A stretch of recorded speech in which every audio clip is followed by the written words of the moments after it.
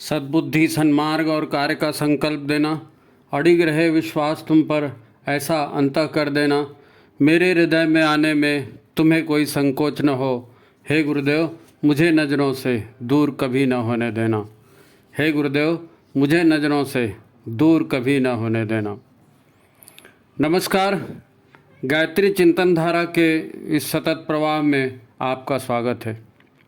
मित्रों, आप सुन रहे हैं गायत्री की पंचकोशी साधना का भाव पक्ष और विज्ञान पक्ष। ये उसकी चौथी कड़ी है। लोग साधना को अच्छा तो मानते हैं, पर उससे बिदकते बचते भी रहते हैं, ये जानते हुए भी कि लोगों की रुचि इसमें उतनी नहीं रहेगी। फिर भी हम ये खंड प्रस्तुत कर रहे हैं, क्योंकि जब आप जुड़ ही गए हैं तो गुरुदेव के हृदय तक पहुँचे, है ना। जुड़ ही गए तो हृदय तक पहुँचे ना। वो हृदय से हमारा भविष्य बेहतर बनाना चाहते हैं, है ना। उनका दिल तो इतना बड़ा है कि संभव हो तो वो हमारे बदले स्वयं ही साधना कर दें, पर ऐसा संभव नहीं है। तो उनके आग्रह पर हमें यह साधना जरूर करनी चाहिए, क्योंकि स्वतः ही करनी पड़ेगी, ये कोई और हमारे लिए नहीं कर सकता। दिक्कत यह है कि हर बात को शब्दों में समझा पाना संभव नहीं है, और साधना व्यक्ति को दूसरे आयाम तक लेकर जाती है। अब जिसका किसी को अनुभव ही नहीं है, उसको समझाया कैसे जाए और उसको शब्दों में बोला कैसे जाए। इसके लिए पहले तो समझने की पात्रता बढ़ानी पड़ेगी। आप सोच कर देखो, मेडिकल इंजीनियरिंग या अन्य तकनीकी जानकारी उसे कैसे दी जाए जो क्लासरूम में बैठने को ही तैयार नहीं है। फिर भी वंदनीय माता जी की इच्छा अनुसार आज की तथाकथित चालू भाषा में इसे यहाँ पर स्पष्ट करने का प्रयास हम कर रहे हैं। पिछले 3 अंकों में हमने मनुष्य के अन्नमय शरीर, प्राणमय शरीर और मनोमय शरीर की क्रियाविधि और इनकी संरचना, है ना, फिर इस क्रिया पद्धति से हम लाभ कैसे उठा सकते हैं, ये सारी बातें जानी, है ना। जिन लोगों ने वो नहीं देखा है, हम उसके लिए उनकी लिंक जो है डिस्क्रिप्शन में डाल देंगे, वो उसको देख सकते हैं, है ना। ये फिर भी सहज था अन्नमय कोश, मनोमय कोश और प्राणमय कोश को समझाना, क्योंकि हम शरीर को अनुभव करते हैं, मन को भी अनुभव करते हैं और प्राण शक्ति के बारे में भी अनुभव हमारा है ना। ये कोरोना आया तब से इम्यूनिटी पावर लोग जानने लगे, है ना।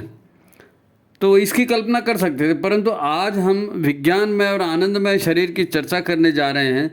शायद इसकी कल्पना भी लोगों को नहीं रहती, प्राय लोगों को नहीं रहती। बात बहुत गंभीर है, परंतु माता जी की कृपा छाया में समझना कठिन नहीं होगा, लेकिन फिर भी ध्यान लगाएं, देखें, सुने। मित्रों, गुरुदेव ने यथार्थ को ही बता दिया है ना। वेद के ऋषि जब ये घोषणा करते हैं कि अहम तत् तत्वम असि, मैं वही परम तत्व हूँ, तो ऋषि का ये वैज्ञानिक शोध है ना। ऋषि ने शोध किया है और पाया है कि मैं वही परम तत्व हूँ, अहम तत्वमसि, जिसे विज्ञान के विद्यार्थी को हृदयंगम करना चाहिए। तभी आप गायत्री की पंचकोशी साधना का व्यावहारिक सत्य समझ पाएंगे, क्योंकि सारा खेल इसी पर है कि मैं वही परम तत्व हूँ कि नहीं हूँ, है ना। अभी जीवन के बारे में हम सब की धारणा कुछ और ही है। हम अपने आप को जो समझते हैं, जैसा समझेंगे वैसा ही तो सहज व्यवहार हमारे से होगा ना। जैसे हमारी स्वतः के बारे में धारणा होगी, हम अपने जीवन में वही भूमिका तो निभाएंगे। अब ये बताने की ज़रूरत नहीं है, जब हमारी धारणा बन गई है कि मैं अमुक हूँ तो मैं वैसे ही व्यवहार करूँगा। मैं एक पिता हूँ, मैं एक पति हूँ, भाई हूँ या बेटा हूँ, तो फिर मेरा व्यवहार भी वैसे हो जाएगा ना। या कोई महिला ये अनुभव करेगी, उसकी ये धारणा होगी कि भाई मैं माँ हूँ तो माँ जैसा व्यवहार करी, मैं पत्नी हूँ सोचेगी तो पत्नी जैसा व्यवहार करेगी, बहन हूँ, बेटी हूँ, तो जो धारणा होगी, जो समझ होगी अपने बारे में, जो मान्यता होगी, हम वैसा ही व्यवहार सहज करेंगे। अब किसी की ये मान्यता है ही नहीं कि मैं वही परम तत्व हूँ, तो उसका आचरण कौन करेगा, है ना। तो फिर ये बात ठीक है, स्वतः के बारे में धारणा बना लेने से चमत्कार होते हैं, है ना। वैसे इतनी भूमिकाएं एक ही व्यक्ति अपने जीवन में निभाए ये सरल नहीं है, पर लोग निभाते हैं, है ना। गुरुदेव ने शुरुआत में ही जो धारणा बनाने के लिए कहा वह यही था कि मनुष्य एक भटका हुआ देवता है या भटकी हुई देवी है, जैसा भी बोलो। उन्होंने इसे जो है तर्क सहित सिद्ध किया और प्रत्यक्ष एक पुस्तक लिखी कि मैं क्या हूँ। उसमें गुरुदेव ने अपने विचार हम सब की जानकारी के लिए तो लिख ही दिए हैं। आप सोच कर देखें, अहम तत्वमसि, मैं वही परम तत्व हूँ, क्या मैं ईश्वर हूँ? हम तो भूलकर भी इसके बारे में नहीं सोचते। हमने अपने बारे में वही धारणा बना रखी है जो हमको स्कूल में पढ़ाई गई या जिसे समाज हमको बार बार बताता है। अब मेरे समाज के पीछे चल के ही तो ये दुर्गति हुई है, इसीलिए तो गुरु की ज़रूरत है नहीं। तो वही धारणा हमारे मन में, हम उसी को सच मान कर जी रहे हैं जो पढ़ाया गया है या जो समाज में प्रचलित है। पर जिसे आपने गुरु बनाया है, जिससे आप हमेशा मार्गदर्शन चाहते हैं, वो हमारे गुरु तो कहते हैं कि आप भटके हुए देवता हो, पर आप संसार के प्रभाव में अपनी पहचान खो गए हो। गुरुदेव ने यही कहा कि तुम देवता तो हो, पर संसार में जो है आकर के अपनी पहचान को भूल गए हो। अब गुरुदेव को गुरु बनाया है तो उनकी बात मानो ना भाई, अनुभव करो, हाँ मैं देवता हूँ, मैं देवी हूँ। और अब उस मान्यता के आधार पर धारणा बनाओ और आचरण करो, तभी कुछ बेहतर संभव होगा। नहीं तो जैसे तैसे जीते हैं, जी रहे हैं, फिर गुरु बनाने की भी क्या ज़रूरत है? गुरु का कहना नहीं मानना है तो, है नहीं। एक बात अच्छे से समझ लें, हम अब आध्यात्म विज्ञान युग में पहुंच चुके हैं। अब वो पुराना ढर्रा नहीं चलेगा, पुराना ढर्रा नहीं चलेगा। अब विज्ञान को समझना पड़ेगा आपको, नहीं तो लोग आपको बेवकूफ़ बनाएंगे, है नहीं। तो हमें जाग जाना चाहिए, है नहीं, हमारे में अवेयरनेस आनी चाहिए। सदगुरु की बात हम तक पहुंच रही है ना, किसी भी माध्यम से पहुंचे। आप किताब लेके तो नहीं बैठे, लेकिन फिर भी सदगुरु पहुंचा रहे हैं अपनी बात, तो समझ लेने में क्या हर्ज है। क्योंकि इसके बिना विज्ञानमय जीवन या आनंदमय जीवन आपकी समझ में नहीं आने वाला भाई। मैं ब्रह्मांड व्यापी हूँ, ये कल्पना ही आप नहीं कर पाएंगे। अभी तो हालत ये है कि ईश्वरीय व्यवस्था में हमें मनुष्य तन मिला है, इसे लोग गौरव की बात नहीं मानते। अरे इतने तो 6-7 अरब इंसान हैं, उसमें एक हम भी हैं। अरे आप उस चीज़ को क्यों देखते हो भाई? ईश्वर की व्यवस्था में आपको मनुष्य तन मिला, ये बहुत बड़ी बात है। अब होता क्या है, लोग जैसे अब गाड़ियों में जाते हैं, बड़ी बड़ी गाड़ियों में, और कुत्तों को बिठाते हैं, है नहीं, अपने साथ कुत्तों को बिठाएंगे, सुलाएंगे, खिलाएंगे, है? तो उनका कुत्तों के शाही ठाट और शाही लाइफ को देखकर लोग सोचने लगते हैं, अरे यार मैं क्या ज़िंदगी जी रहा हूँ, इससे अच्छा तो मैं इनका कुत्ता बन जाता, वही ठीक था। ऐसा सोचते हैं लोग, है नहीं। हमसे बढ़िया तो ये कुत्ते की ज़िंदगी है। बहुत बार पशु पक्षियों से अपनी तुलना करता है आदमी, ये अनजाने हैं, ये समझ नहीं पाते, इसलिए तो है। गाने भी वैसे ही बनते ना, पंछी बनूं उड़ती फिरूं मस्त गगन में, आज मैं आज़ाद हूँ दुनिया के चमन में। पंछी बनना चाहता है तो स्वतंत्रता चाहिए, बोलो ना, पशुपन से हट जाओगे, स्वतंत्र हो जाओगे। खैर, अच्छा एक बात सोच कर देखो, मनुष्य शरीर में ऐसी क्या खास बात है जो उसको अन्य पशुओं से बेहतर बनाती है? क्या वास्तव में मनुष्य देह इतनी अनमोल है कि देवता भी मनुष्य शरीर पाने के लिए तरसते हैं? कोई तो बात है। देखो, भूत प्रेत भी मनुष्य का शरीर कब्जाना चाहते हैं, है ना, मनुष्य के शरीर पर कब्जा करना चाहते हैं, क्योंकि उनके पास शरीर तो है नहीं, बाकी सब है। तो समझ में आता है कि भूत प्रेतों में भोगों की बड़ी लालसा है ना, उनको किसी से बदला लेना है, कुछ उनकी कामनाएं हैं, उसको पूरा करना। शरीर नहीं है तो वो दूसरे के शरीर पर कब्जा करना चाहते थे, ये बात समझ में आती, क्योंकि शरीर के बिना तो वो सब संभव नहीं है ना। पर देवताओं के बारे में कहा जाता है कि देवता तो स्वर्ग में रहते हैं और भौतिक शरीर के बिना भी उनको तरह तरह के सुख वहाँ स्वर्ग में उपलब्ध हैं। फिर देवता क्यों तरस रहे मनुष्य का शरीर पाने के लिए? या तो हमारे ग्रंथ झूठ बोलते हैं या बात झूठ है, लेकिन वैसा तो है नहीं। सच तो यही है कि देव योनि हो या प्रेत योनि हो, दोनों अशरीरी योनियां हैं जिनमें सुख या दुख के अनुभव के साथ हमारे सूक्ष्म शरीर को कर्मफल की समाप्ति तक रहना ये हमारी मजबूरी है। जैसे कर्म किए थे वैसा फल मिला ना, चाहे स्वर्ग का सुख हो चाहे वो घोर यातना हो, कर्म के अनुसार हम उसको भोग रहे हैं वहाँ पर उस अशरीरी योनि में। तो ये भी तो एक बंधन है ना, रहना पड़ेगा वहाँ स्वर्ग में या नरक में, जो भी आप बोलो। तो अति सुख भोगों की या अति दुख भोगों की बात, ये एक तरह का बंधन ही है। हमारी चेतना को ये बंधन पसंद नहीं है। ज़्यादा दिन तक आप हलवा पूड़ी भी नहीं खा सकते हो, ज़्यादा दिन तक तकलीफ भी आपको तकलीफ देती है। हमारी चेतना मुक्त सत्ता है, मुक्त सत्ता है। हमारी चेतना को गुलामी पसंद नहीं है, हमारी चेतना को बंधन पसंद नहीं है। हमारी चेतना जो है वो मुक्त रहने वाली चीज़ है, उसका सच्चित्त है। वो हमारी चेतना न्याय पसंद है, करुणाकारी है, प्रेम की भूखी सत्ता है। हम अपने आप में संतुष्ट और पूर्ण तत्व हैं, परमात्मा पूर्ण है ना, तो हमारी चेतना या आत्मा भी तो उसी का अंश है ना।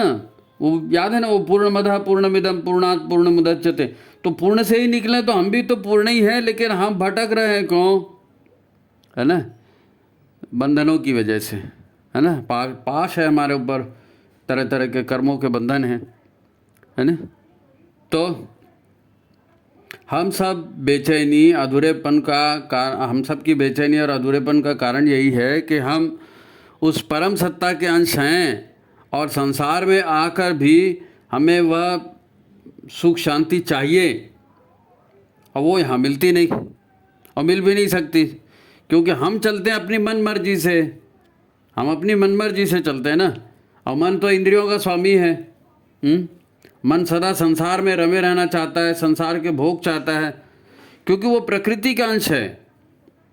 अब बुद्धि मिली है तो बुद्धि को भी मन अपने रंग में रंग लेता है ना, और फिर हमसे कहता है कि यार इससे शादी कर लेते तो अच्छा रहता, मज़ा आ जाता, ऐसी गाड़ी ले ले तो मज़ा आ जाता, ऐसा घर ले लें, चलो कहीं फॉरेन में घूम के आते हैं, टूर मारते हैं, चलो कभी दारू पीते। मन तो ऐसी ही बातें बोलेगा ना, और हम उसके आधार पर चलते हैं, तो फिर क्या रिजल्ट निकलने वाला है। हमारी आत्मा सच्चित आनंद स्वरूप है, पर यह मन उसको फोर्स करता है, आनंद की जगह सुख का लालच देता है। शादी कर लो, उसमें भी तो सुख है, पैसे कमाओ फिर सुख ही सुख है, ये मन ही तो बताता है ना। हमारी आत्मा को मन बहलाना चाहता है, क्योंकि मन को इंद्रियों से काम लेना है और वो इंद्रियों के भोगों को छोड़ेगा नहीं। हमारे वर्तमान अस्तित्व के 5 कोश ये पूरे प्रकृति से संबंधित हैं, है ना। हमारी आत्मा मन के झांसे में है, तो इन्हीं 5 कोशों में रहने के लिए मजबूर है। मन हमारी चेतना को कुछ न कुछ नया देते रहता है, चलो इसको ट्राई करते हैं, चलो इसको ट्राई करते हैं, और हम उसी में फंसे रहते हैं फिर 99 का चक्कर। उसी यही जो है ना, ये मन की खुशी से वो जल्दी बोर हो जाता है आदमी, है नहीं। हमें कुछ न कुछ नया चाहिए होता है। यही तो हमारी बेचैनी और अकेलेपन का कारण है। अब कौन किसको कितना समझेगा, कौन किसका कितना साथ देगा, ये तो बड़ा मुश्किल है। याद करो गुरुदेव क्या कहते हैं, गुरुदेव क्या कहते हैं, संसार में, है ना, ये ऐसा कोई आपको तसल्ली कौन देगा जी, आप खुद ही भटक रहे हो ना, दूसरा आपको क्या सहारा देगा। गुरुदेव तो यही कहते हैं ना कि मनुष्य अकेला पैदा होता है, अकेला मरता है और अकेला ही अपने कर्मों का फल भोगता है। रोज़ कहते हैं हम, ठीक है ना। शास्त्र भी यही कहते हैं ना, मनुष्य एव मनुष्याणाम बंधन मोक्ष कारकम। ये मन ही है जो मनुष्य को बंधन में बांध रहा है, और ये मन ही अगर लग जाए चाहे तो फिर यही मन मोक्ष का कारण भी बन सकता है। मतलब कि निसंदेह मन एक बहुत ही बड़ी ताकत है, यही हमें भोगों से या संसार से बांधती है। और इसी मन को ईश्वर को समर्पित कर दिया जाए या गुरुदेव को समर्पित कर दिया जाए, है नहीं, तो फिर बात बदल जाएगी। गुरुदेव के शब्दों में, हम ईश्वर को सर्वव्यापी और न्यायकारी मानकर उसके अनुशासन में जिएंगे तो मन की कैद से मुक्त होकर, कर्म बंधनों से मुक्त होकर फिर से सच्चिदानंद स्वरूप प्राप्त कर सकते हैं। ईश्वर के अनुशासन में रहेंगे तो व्यवस्था उसी की है ना, भटके मन के चक्कर में भटका हुआ है।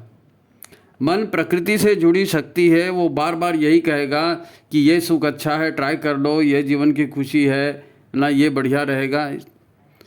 अरे देवता जो है ना, वो भी बोर हो गए स्वर्ग में भोगते भोगते, इसीलिए उनको मनुष्य शरीर चाहिए। वो मनुष्य शरीर की लालसा लगाए रहते हैं कि एक बार मनुष्य शरीर मिले तो हम साधना करें और साधना करके आत्म चेतना को प्राप्त करें, ईश्वर की चेतना के साथ हमारा तालमेल हो जाए।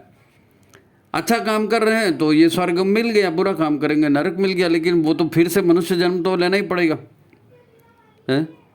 चाहे प्रेत योनि में के भोग हो, चाहे देव योनियों के भोग हो, भोग कभी तो खत्म होंगे ना, उसके बाद फिर मनुष्य ही बनना है। तो शंकराचार्य जी की प्रार्थना है ना, आदि शंकराचार्य जी, उन्होंने बढ़िया सुंदर प्रार्थना की, बहुत सुंदर।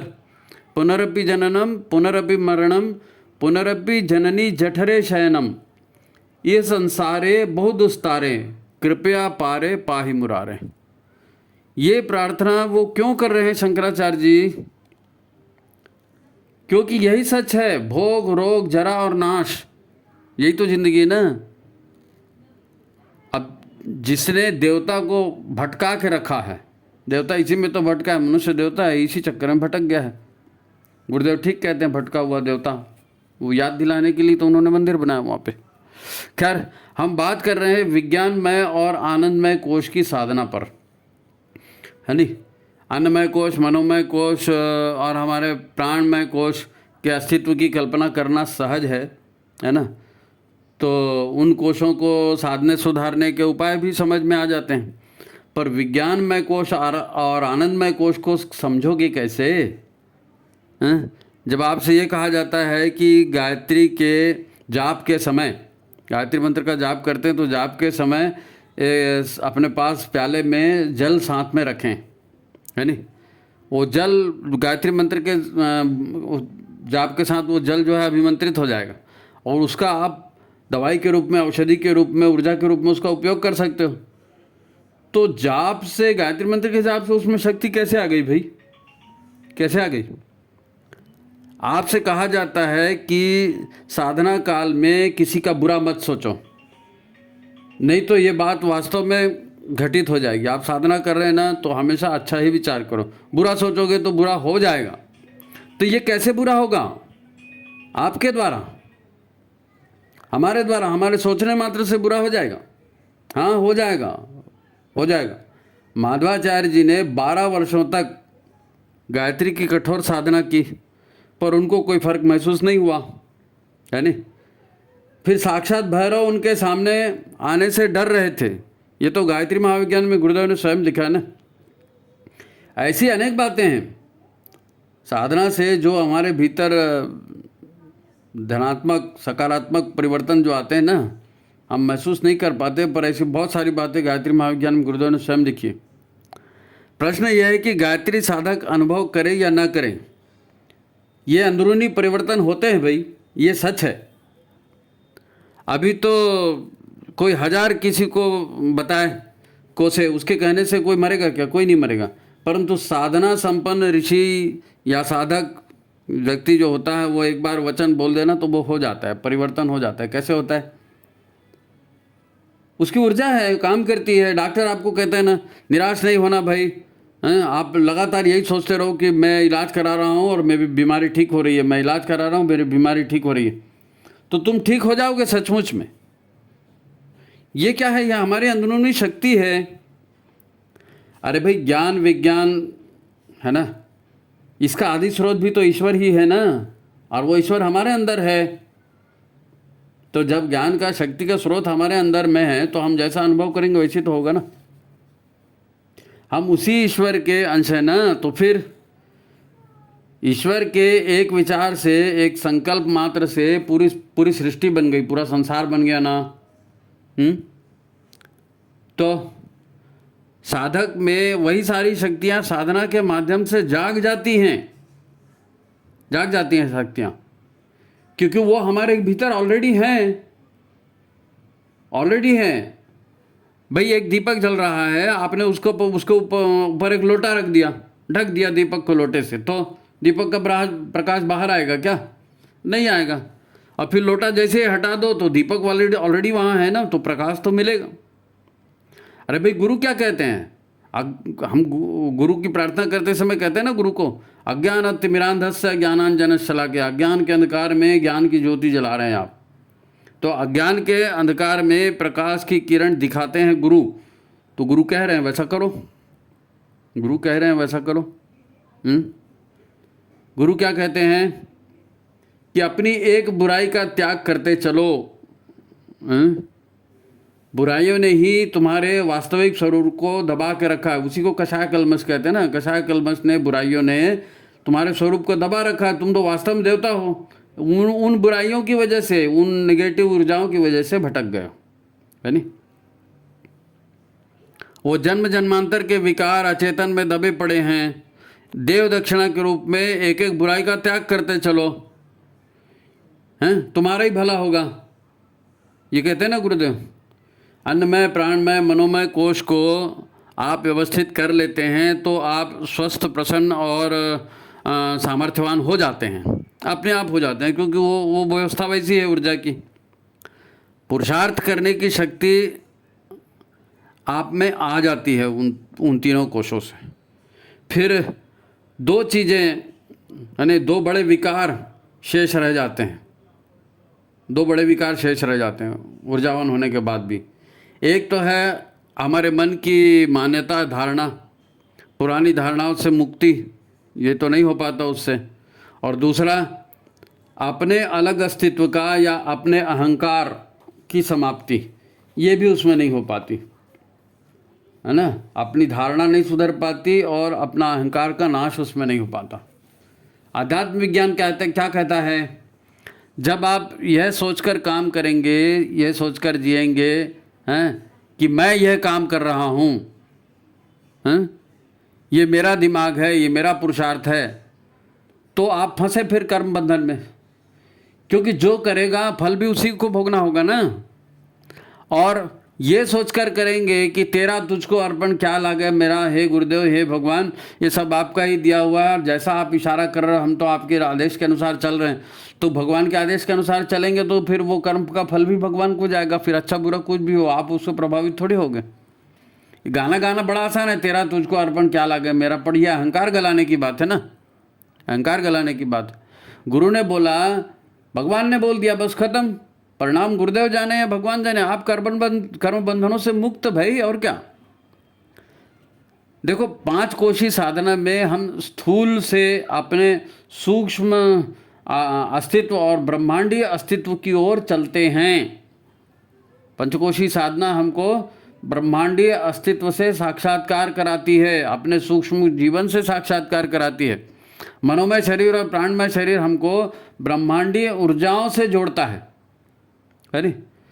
तो फिर शर्त यही है कि हम ईश्वर के अनुशासन में काम करें, है ना। ये एक अति महत्वपूर्ण ईश्वर प्रदत्त सुअवसर है पंचकोशी साधना माने, है ना, जो किसी भी अन्य योनि में प्राणी को उपलब्ध नहीं है। इसीलिए देवता भी तरसते हैं कि भैया पंचकोशी साधना कर लें और वो स्तर हम प्राप्त करें देवत्व वाला।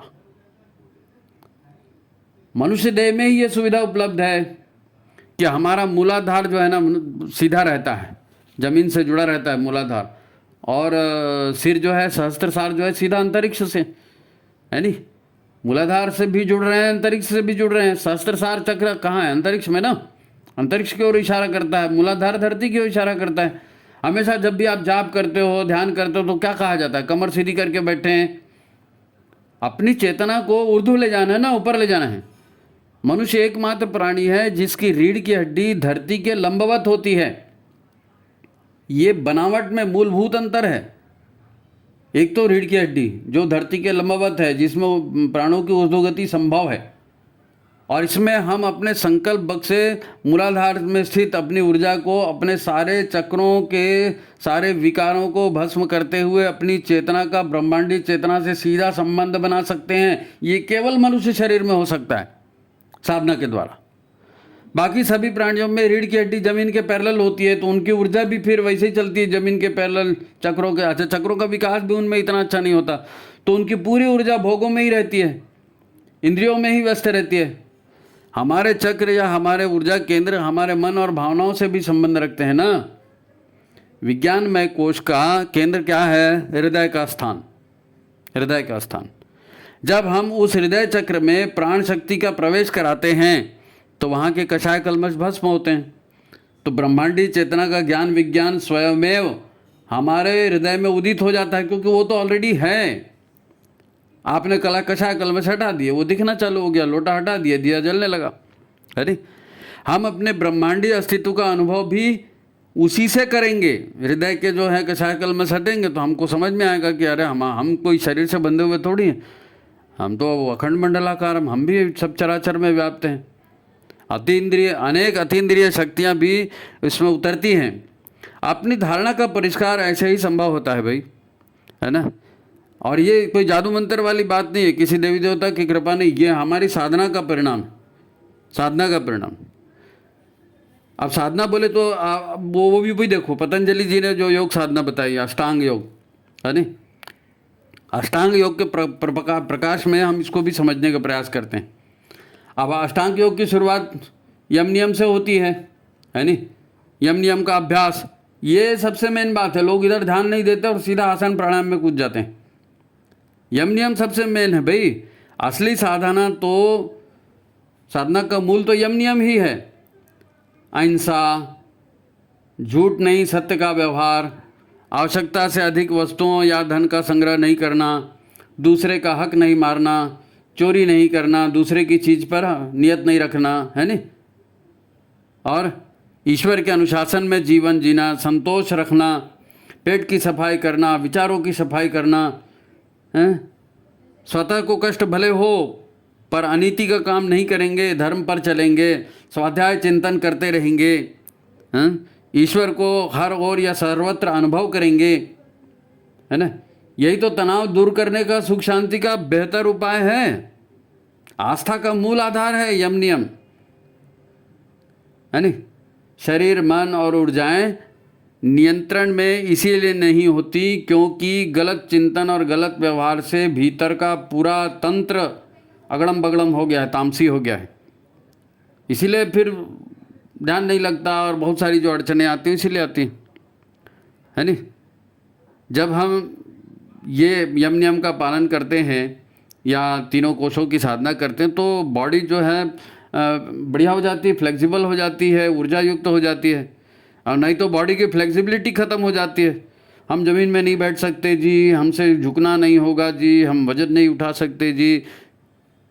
तो आप अगर यम नियम नहीं करेंगे या तीन कोशों की साधना में ध्यान नहीं देंगे तो फिर क्या, ना आसन लगाते बनेगा, ना प्राणायाम में रुचि उत्पन्न होगी। तो यम नियम आसन प्राणायाम ये चार होते हैं ना, तो अब काम ही नहीं होगा आपका बिना यम नियम के। और यम नियम माने अंतरंग की शुद्धता। शेष चार जो अंग है ना, अष्टांग योग के चार अंग योग, तो उनमें भी सबसे महत्वपूर्ण होता है प्रत्याहार, है नहीं। प्रत्याहार, धारणा, ध्यान और समाधि, चार हुए ना, तो प्रत्याहार सबसे मेन है। अब इसका जो अभ्यास है वो कैसे करते हैं? प्रत्याहार का अभ्यास अष्टांग योग का महत्वपूर्ण सूत्र है। तो प्रत्याहार का अर्थ है मन को बाहरी विषयों से हटाकर, सांसारिक विषयों से हटाकर अंतःकरण से जोड़ना, आंतरिक शक्तियों से जोड़ना, है नहीं। और आंतरिक शक्तियों से भीतर से ऊर्जा ग्रहण करना। पहले बाहर से ऊर्जा ग्रहण कर रहे थे खा पी के, अब प्रत्याहार उल्टा करना है, अंदर से ऊर्जा ग्रहण करनी, अंदर ध्यान देकर, है नहीं। अंतःकरण की व्यवस्था हमारी अधिकांश ऊर्जा खा जाती है, गड़बड़ होता है अंतःकरण तो सारी ऊर्जा उसी में खप जाती है। तो उसको ठीक करेंगे। इसके बिना आप अपनी धारणा भी स्पष्ट नहीं कर पाएंगे। आपको लगेगा ही नहीं कि मैं वही परम तत्व हूँ या मैं भटका हुआ देवता हूँ। आप कल्पना ही नहीं कर पाओगे अगर आप वो नहीं करोगे तो, है नहीं। मन शांत होगा ना, मन शांत होगा। मन शांत नहीं होगा तो उद्विग्नता भी शांत नहीं होगी। फिर विचार शून्य होकर, है ना, आप कैसे ध्यान की अवस्था में जाओगे, समाधि की अवस्था में जाओगे, वो संभव ही नहीं होगा, है नहीं।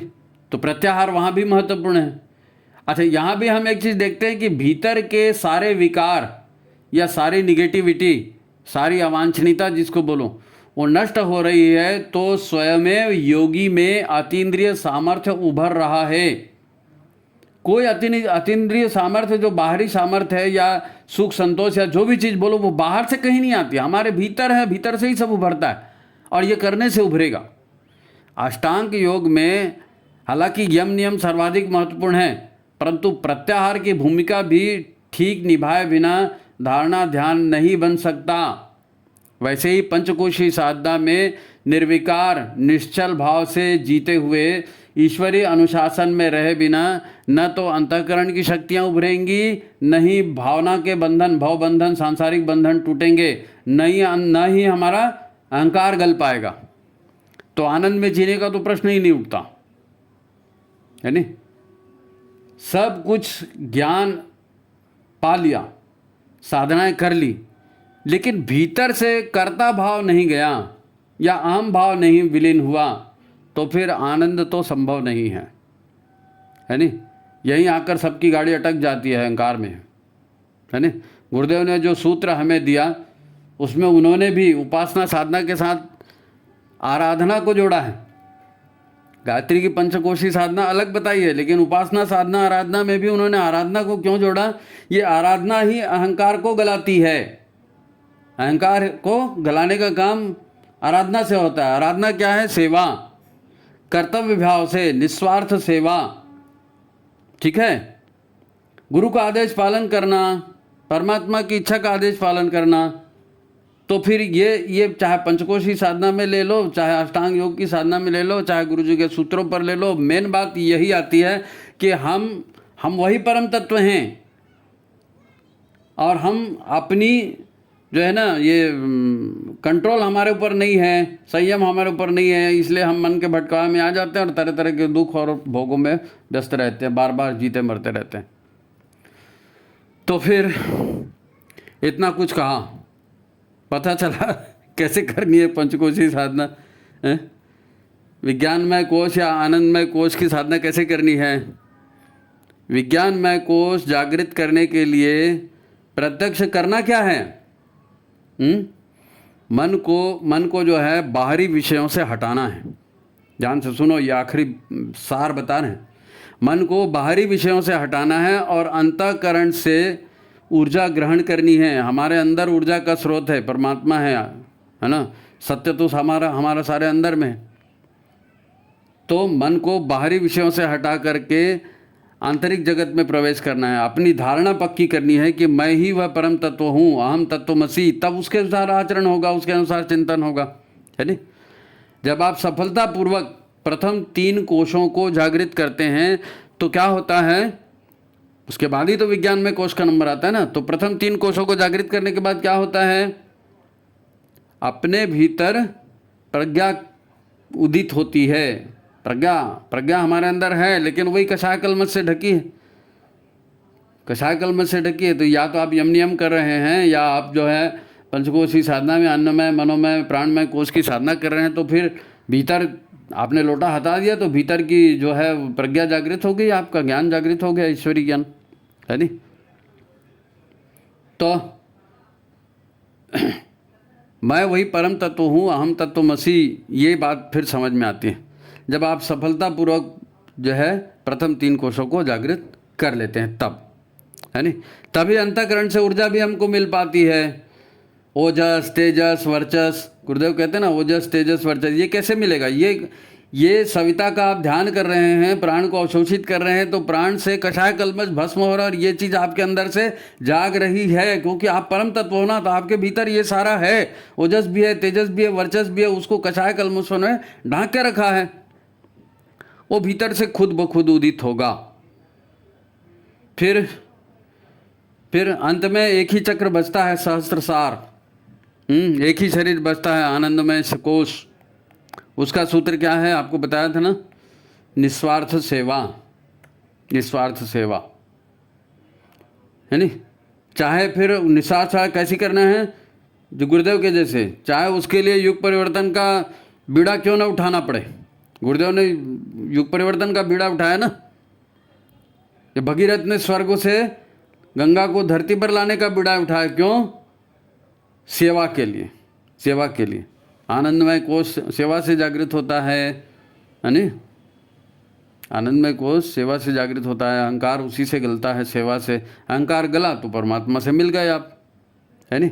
वो बोलते हैं ना, घड़े में पानी और घड़ा सागर में, तो घड़ा फूट गया तो घड़े का पानी सागर में एक ही हो गया। तो अहंकार वो घड़ा है, तो वो घड़े को ये आखिरी में उसको भी साफ करना पड़ेगा, है नहीं। जो हमारे गुरुदेव ने किया ना, वही उन्होंने हमको भी करने के लिए कहा है, वही उन्होंने हमको भी करने के लिए कहा है तो करो। गुरु बनाया है, गुरु कह रहे हैं करो, है नहीं। आप कहते हो हे गुरुदेव हमारा कल्याण करो, विषय विकार मिटाओ, पाप हरो देवा है। अरे सब विषय विकार गुरुदेव ही हटाएंगे तो तुम क्या करोगे, हैं। और तुम अपना ही कल्याण नहीं करोगे तो बाकी लोगों को क्या कल्याण करोगे। तो ऐसा नहीं है, ऐसा नहीं है ना। अपना कल्याण भी करेंगे, दूसरों का कल्याण भी करेंगे, विषय विकार भी मिटाएंगे, एक एक बुराई को स्वयं हटाएंगे, तभी तो देवत्व उभरेगा। गुरुदेव रास्ता बता रहे हैं, आपको उस रास्ते पर खुद चलना पड़ेगा। आपके लिए गुरुदेव थोड़ी साधना करेंगे। तो हम क्या करेंगे, सभी मांगते रहते हैं भाई, और मांगने वाले को भीख से ज़्यादा कुछ नहीं मिलता, भीख के टुकड़े मिलते हैं बस। ये मनुष्य योनि है, कोई भीख योनि थोड़ी है भाई। पुरुषार्थ करो ना यार, पुरुषार्थ योनि है, ये कर्म योनि है।